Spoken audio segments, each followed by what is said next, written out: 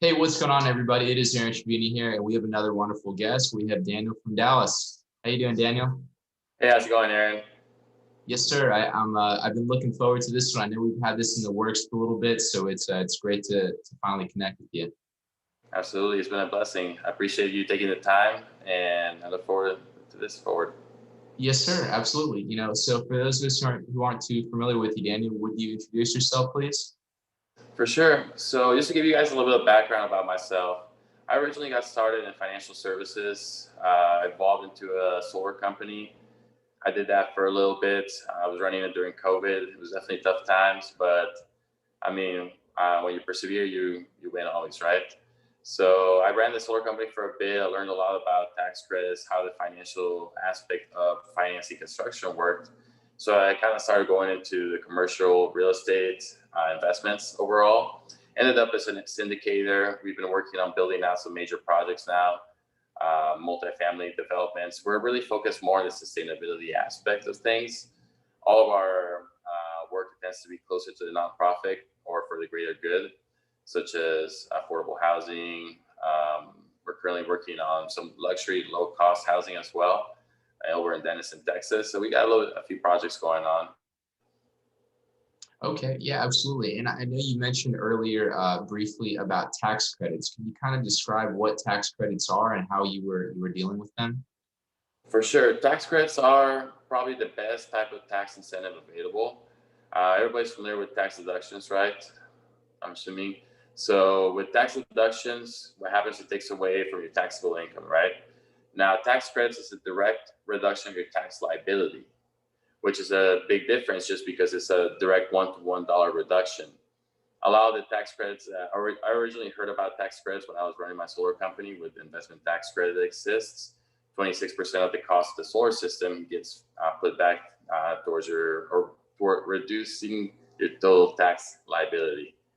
So I learned recently after a few adventures and a bunch of reading that with tax credits you can actually finance a big chunk of projects by, in a way, selling off the tax credits to potential investors. It's called tax equity financing. Okay, absolutely. So I'm assuming that that's kind of what helped you, that sort of knowledge is kind of what helped you transition from financial services into more of the construction side, right? Correct, correct. So learning all this stuff allowed me to be able to pay for all these things, right? Because not many people have a few $1 million lying around to just build something out.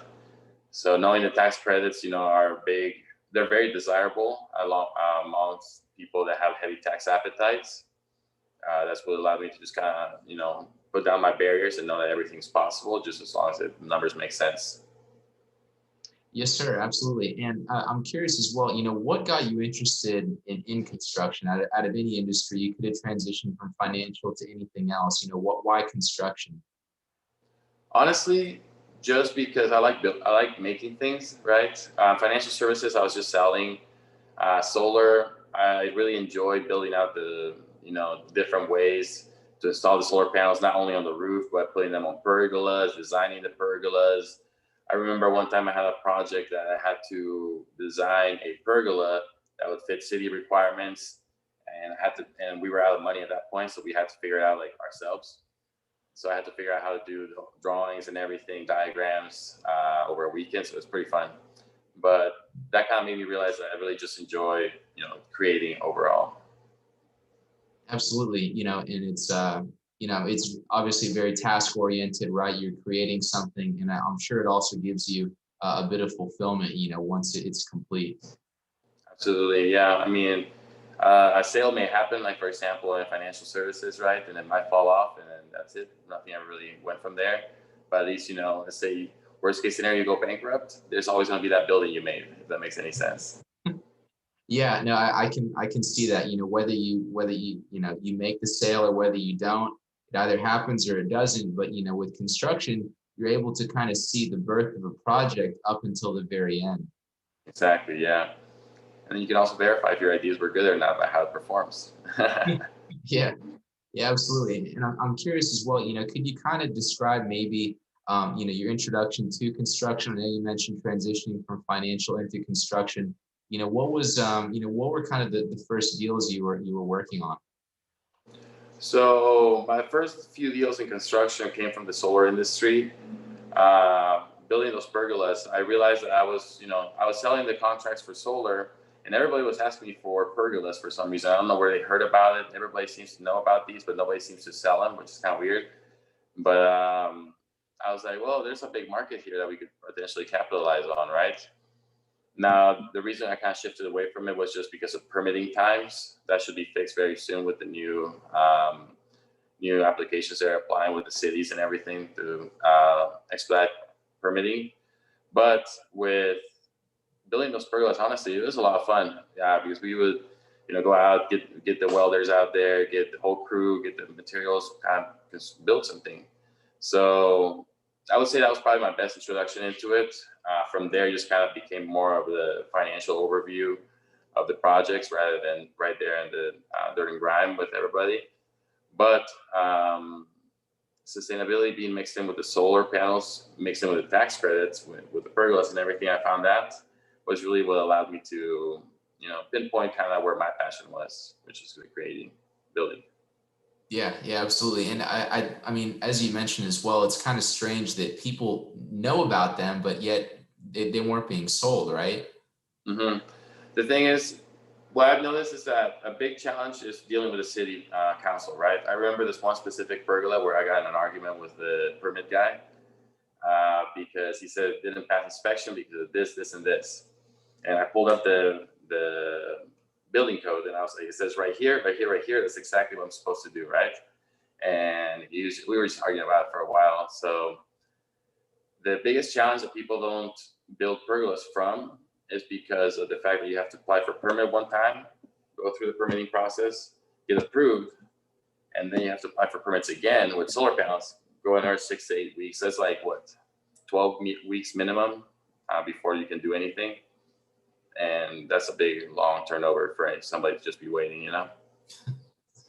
Yeah, I would definitely imagine how that's frustrating, especially when maybe you have multiple projects going on and you want to make sure that something is worth your time as well. Absolutely, yeah. I wouldn't say I'm above anything in a way. Everything would be worth my time as long as it's for a greater good. The challenge that I faced mostly was the financing teams would not allow for 3 months of downtime before the customer starts getting billing or issues with it, or everybody just gets concerned about why is there 3 months gone by and nothing really happened yet. Yeah, absolutely. And I'm curious as well. When you mentioned financing team, what sort of financing are you getting for these types of deals? For solar. Hmm. So the best way to put it, honestly, they carry a heavy dealer fee, right? I don't know what the construction loan industry looks like specifically, but I'm sure you have origination fees or dealer fees, right? Now, those percentages, they either come anywhere between 5% would be probably like an average, I would say. Would you agree with that?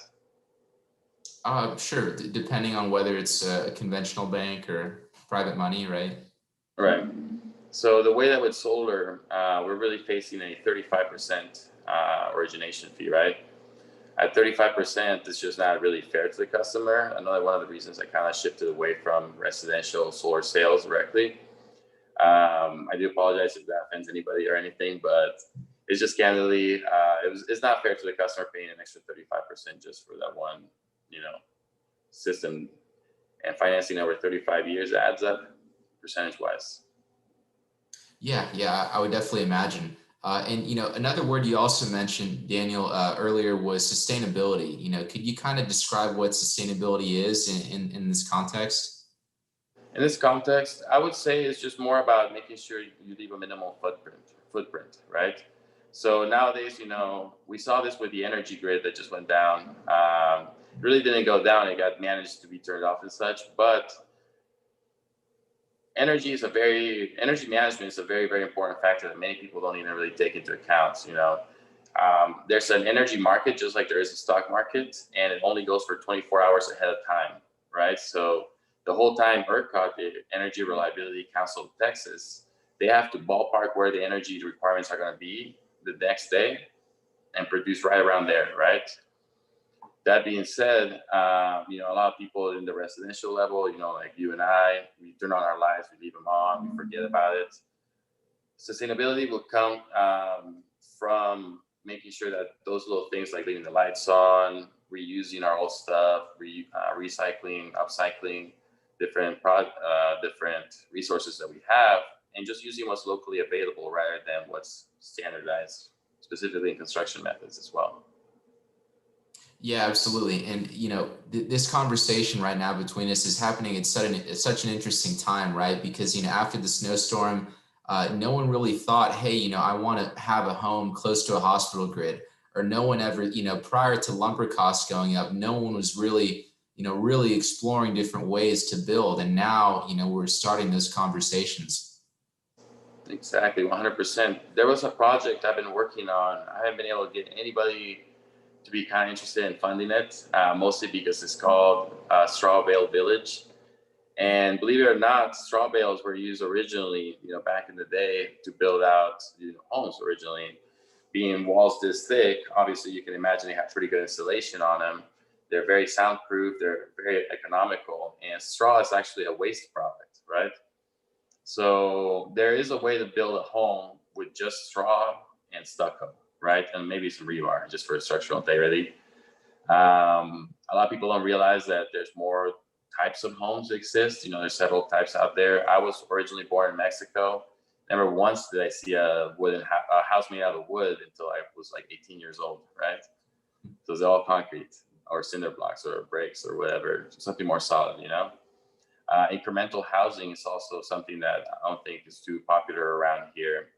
And in case you're not familiar with incremental housing, is developing a house so you can increase it later, right? So adding a second floor or a possible second room on the side is just expected to be increased along the years. Okay, yeah, I'm curious about incremental housing as well. What would that look like? You build the first story, and then what exactly are the increments of time that they go by until you build again? I mean, down in Mexico, they did it because of resources, right? America is a very blessed country where they have a lot of the resources are not scarce, right? Down there are people build houses from leftover sticks, tarps, stuff like that all the time. And the people that can afford to build a regular house, they usually can't afford to build a 5,000 square foot house. They start with 500 square feet, and then they leave the rebars out on the top so they can add a second floor and then put an outside staircase, for example. Sometimes they leave like a little doorway that goes towards nothing, and eventually they're going to build out another room in that area. So it's kind of interesting how they do it, but I'm sure there's different methods all around the world. I've only been experienced with those two. Yeah, and it's interesting you mentioned this because earlier last spring I was at a real estate meetup here in Austin, and there was a lady and she was from Brazil, and she was mentioning how she thought it was the strangest thing that Americans will make their homes out of wood, whereas in Brazil they do something a bit different. Mm-hmm. Yeah, that's one thing I agree with, because especially in certain parts of the U.S., there's not a lot of wood available, right? There's no forest around here in Dallas, Texas. I can see in Washington State. I can see that there's a lot of trees there, but I really don't know how that happened. The transition happened between everybody having the same house all across the nation, but yeah, it is interesting to observe for sure. Yeah, no, absolutely. And, probably the biggest rebuttal or issue that someone would have would be, you're fighting against the weather too, so for example, North Texas, you guys have tornadoes, maybe the Gulf Coast, we have hurricanes coming through. Today's the first day of hurricane season, right? It's June 1st. And then when you hear that you're selling a home made of straw, it doesn't exactly sound like the most secure option for someone who's putting money into a new home. Absolutely. So I like the name drop there, in utopia.org. But yeah, that's 100% agree with that, because with straw, it's only where it makes sense, right? It's just using common sense with all these different projects. For example, the shipping containers. My good buddy Dwayne, he lives in Puerto Rico, right? There's hurricanes just comes by and destroys half the town every year almost, right? With them, obviously, a straw bale construction wouldn't make sense just because it would be picked up and thrown around. But shipping containers are used and they're anchored to the ground, and they have covers over the windows. where you can just kind of shut down the covers in case of a hurricane and just be a lot safer that way. In Texas, tornadoes, I agree. Straw bales wouldn't be the best bet. Washington State, I think, would be a great place for straw bale construction there. Earth bags, probably closer to Texas. Who knows? There's a million ideas out there. It's just kind of implementing what is locally available and affordable. Sure, absolutely. And I guess, because Texas is so, it's such a large state, the climate and the soil in El Paso would be much different from, maybe further east in Houston, right? So just if we could focus on Texas, what do you think are maybe some up and coming, ways of building for Texas? Honestly, based on what I've learned recently, would you say that Vegas or Arizona and Nevada have similar weather to Texas? You would?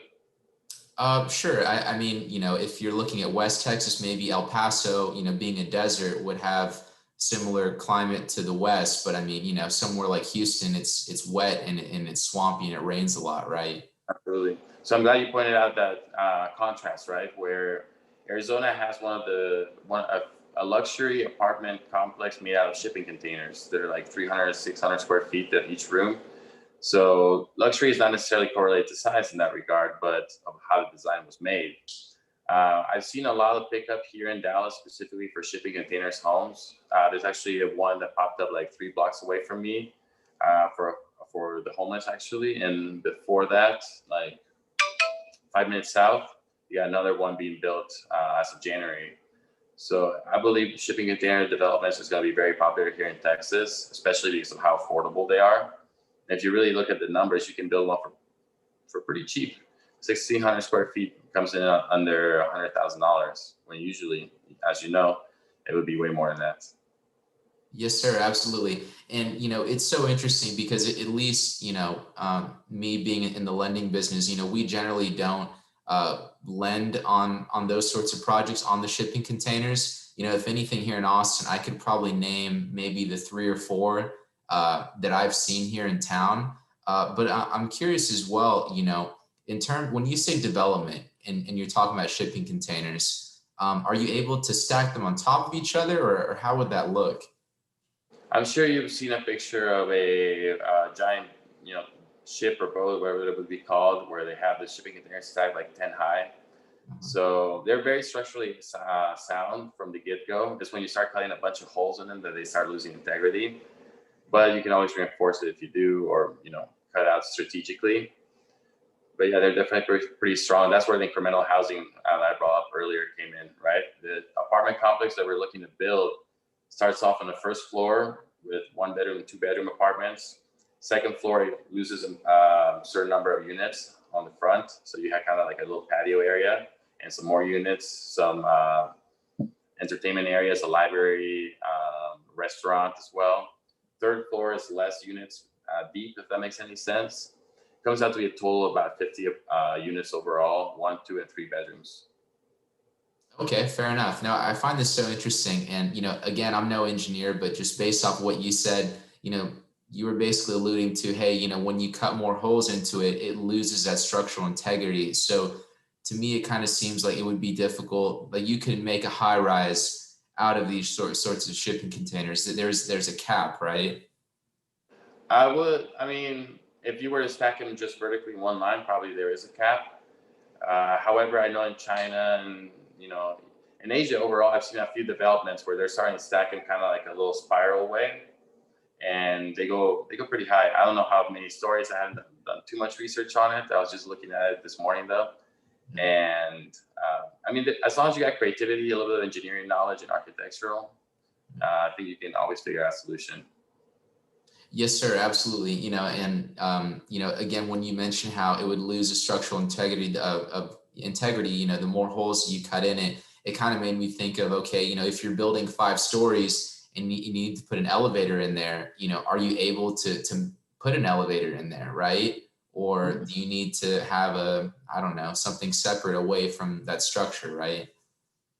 I mean, it could be either or. I would personally probably would have these if in a 5-story development. I would think that a central elevator with, doors that open up all four ways or two directions maybe.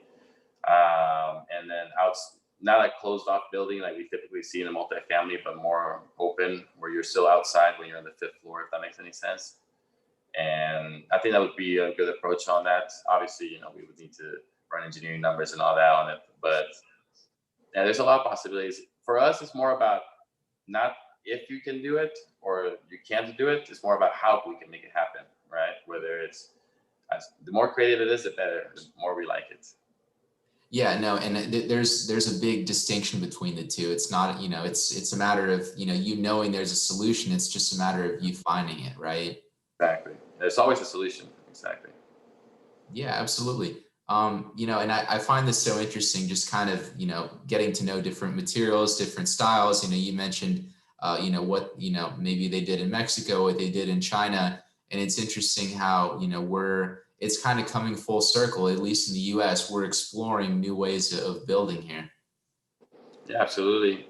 Even, I'm sure you heard about Alibaba before, right? Mm-hmm. You can even buy a full-on hotel from Alibaba for less than $100,000 from shipping containers, right? Wow. So yeah, there's a lot of ideas you get just by browsing the internet sometimes. And I've actually never heard this before, Daniel. For those of us who don't know, could you kind of further elaborate on that? For sure. I mean, I was browsing on Alibaba looking for an electric vehicle, little Jeep dune buggy thing, see if I could find anything because they always have anything like crazy technological. They have it over there, or toy wise at least. I couldn't find anything, but I ended up looking up shipping containers to see if I could, get some shipped in for cheaper or look at what the costs were. And it popped up a bunch of different little villas, hotels, little like 6-unit apartments. And they were all less than $100,000. They were like $10, $20, $30,000 maybe total construction cost. They're not very pretty, but I'm sure you can always make them a little bit prettier, right? Yeah, no, absolutely. And it's interesting how we're, looking to incorporate these different strategies from other countries, like for example, maybe, hurricane season is here, right? So, you kind of think of maybe, preparing the coast for that. And then, we'll look to countries like the Netherlands for, how are they building their dams, their dikes? How are they moving water to ensure the city doesn't flood, right? Mm-hmm. Yeah, forward planning is a big key on everything, of course, and it has to make sense to the region. You can't just grab something from a different country because you liked it and bring it here and then hope it works out, right? A good example of that, the reason I was talking about the Alibaba specifically, is their population density in China is ridiculous, right? It's hundreds of people per square mile, thousands of people, sorry. And that's, it's something we're going to eventually get to, maybe not the same rate they did, but population density is a problem, especially here in the city, in Dallas. It's not a huge city compared to cities like Toronto or New York City, but population density is going to be a problem as time goes by, right? People double themselves pretty quickly rather than die off, right? So what happens is that when you see what's happened in other places, you can prepare in advance by preparing here, by adopting what they use to kind of recover from it. Mm-hmm. And that's kind of like what I've always used. I like traveling. My little brothers travel way more than me. However, just seeing different countries, different cultures, you get to see different approaches to different things, right? Even Cancun, their solar adoption rate is a lot higher than in Dallas, Texas, for example, when it comes to apartment complexes, hotels, and all this. Residentially, there's really no solar panels, but here, all solar panels are in the houses and not really in commercial properties, which is, it's those little key observations that you see sometimes. Yeah, absolutely. And, this may sound like a bit of a dumb question as well, but regarding solar, a big question that I've heard about solar is, what if it's a cloudy day, right? What if you don't see the sun for 7 to 10 days straight? Where's your energy coming from, right? So that's a good question. I actually do hear that a lot. I'm sure you've had those little calculators back in the day with a little solar panel on it that you cover and then the calculator dies off. So when you cover and the calculator dies, it's the same thing as your home. However, your home can just shut off, right? Whenever there's a cloud passing over it. So what we do is we always connect it to the grid or a battery or both, right?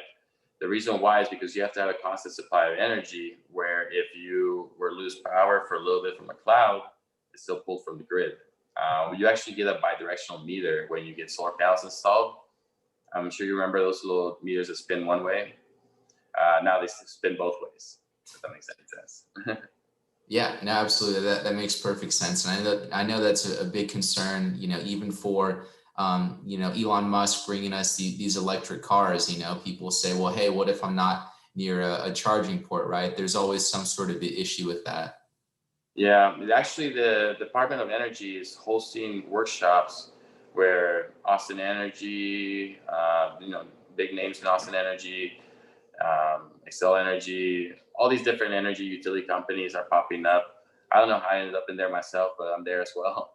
And we're all brainstorming ideas on how we can implement a EV infrastructure into the grid without really making a big impact on the grid because of the electrical demand, not causing any fires, any of those major things. Apologize. And there is a big challenge when it comes to EV infrastructure, because you can't just put in EV chargers everywhere and then hope that it's not really going to cause major issues across the state. Just because of that little balance I was talking about earlier with the energy market, right? So there has to be a smart way to implement it. We haven't figured it out. They haven't figured it out. So if anybody's got the idea, it's always good to bring it in and contribute on that. Yeah, absolutely. And it's interesting. I'm not saying that gasoline will go away, because gasoline, it definitely has its place, but it's interesting at how the conversation has started. And, as time goes on, maybe more time will be put into these alternative energy sources, right?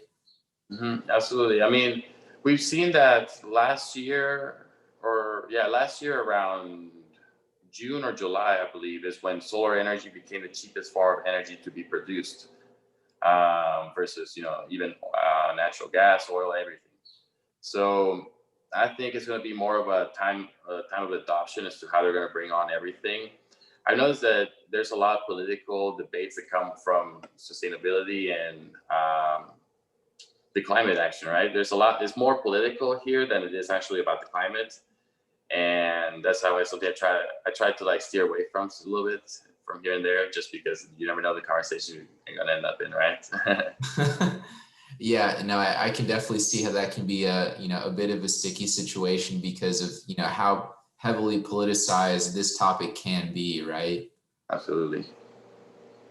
Yeah, no, and I'm curious, one thing that stuck out about you, Daniel, is, from I guess when we first spoke a while back, one of the first things you told me was, hey, this is what we've got, this is what we're doing. And, that you have something truly unique to the market. Could you kind of explain, maybe the exact services you're offering, and why they're unique to your market? For sure. I mean, currently we're not really offering any services to the market per se, but we are working on some big projects. You can find all the details on those projects on anewutopia.org. I'm sure you'll post a link or something. But it's the vision that we have is a sustainable city, right? A smart city in a way, where we reinvent the way that people perceive modern days infrastructure, meaning that not all houses have to be made out of wood and pointy, right? Some of them can be flat, or some of them can be made out of concrete, or some of them can be made out of straw shipping containers, right?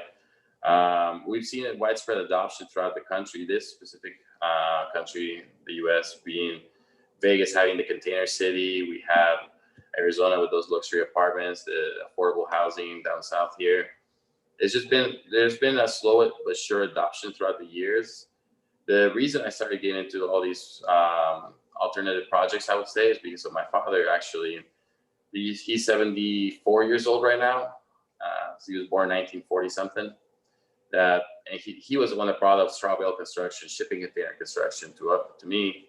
It kind of blew my mind that he was the one that knew about it when nobody else did. But then comes to find out not many people do know about it, just not that many, right? So it's more about adoption, seems to be like. Yeah, no, absolutely. And it's funny how, it's all it is just one spark, right? Just someone to kind of, spark your interest in something, and then, you're off. Absolutely, yeah. So after that little spark happened, actually, we just started working and building that city. This smart city, this Trevino city, whatever you want to call it.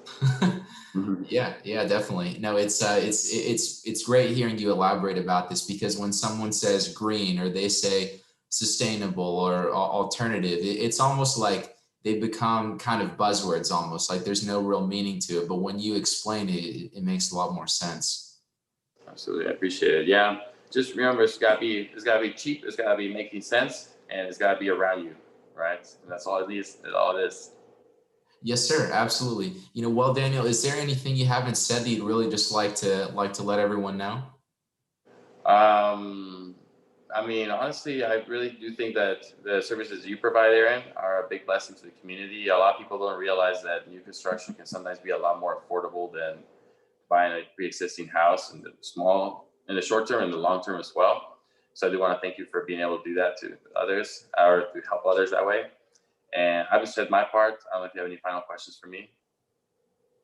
Yeah, no, I appreciate the kind words, Daniel. Thank you. It's a really interesting time to be part of the construction industry, really, because we're projected to have so much growth here in Texas and really all over America. And in 30, 40 years, we're going to look back at this time and say, hey, we were young during that period of time, right? Right, we were part of that. We're part of it, not just young, but we're part of it, right? Absolutely. Yes, sir. Absolutely, Daniel. Well, maybe someone's in the Dallas market, maybe they're, somewhere here in Texas or another part of the country, they want to get in touch with you. They want to ask you about your services, maybe ask you about alternative building solutions. Where can we find you? Honestly, anewutopia.org. Just that'll be my pitch deck, my contact forms. Everything's gonna be there. I'll put in a contact form in there just because I wasn't trying to have too many people reach out to me about it. But I'll gladly do that for you and make sure that I answer some questions. Feel free to email me as well at any time, and I'll send you my. You have my email already. Just share it on the comments or whatever, and we'll go from there. Okay. Yes, sir. Absolutely, Daniel. Well, it's been great. Kind of covering a lot of ground here. We spoke a bit about you, a bit about how you got into this industry and kind of how you transitioned from the financial world into alternative building solutions with construction and really the future of American cities and sustainability. So it's been a real pleasure having you on. I appreciate it, man. Pleasure to be on. Have a good one. You too. Take care.